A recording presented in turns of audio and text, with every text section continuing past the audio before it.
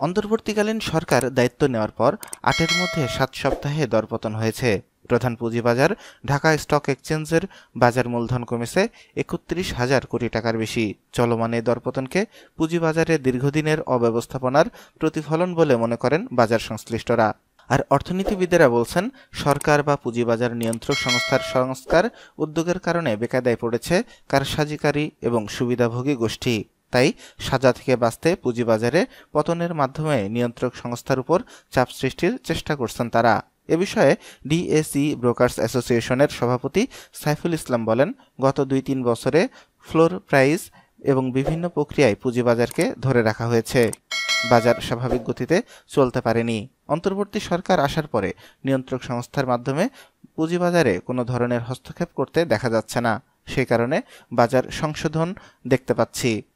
পুঁজিবাজারে দরপতনের পিছনে কারসাজিকারীরা একজোট হয়ে কলকাঠি নাড়ছেন বলে মনে করেন ঢাকা বিশ্ববিদ্যালয়ের অর্থনীতি বিভাগের অধ্যাপক ডক্টর মোহাম্মদ হেলাল উদ্দিন। তিনি বলেন, পুঁজিবাজারের সংস্কারের মাধ্যমে বিগত সময়ের অপরাধে যাদের শাস্তি প্রদান করা হচ্ছে সেই ধরনের গ্রুপ সমন্বিত হয়ে এটাকে বাধাগ্রস্ত করার চেষ্টা করবে।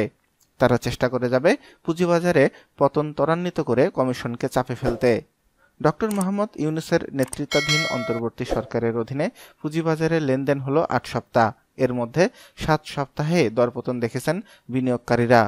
তবে অন্তর্বর্তীকালীন সরকার দায়িত্ব নেয়ার পর প্রথম ২ সপ্তাহ পুঁজিবাজারে বড় দরপতন হয়। তবে তৃতীয় সপ্তাহে ঊর্ধ্বমুখিতার দেখা মেলে। এরপর চতুর্থ, পঞ্চম, ষষ্ঠ, সপ্তম ও অষ্টম সপ্তাহতেও দরপতন অব্যাহত থাকে।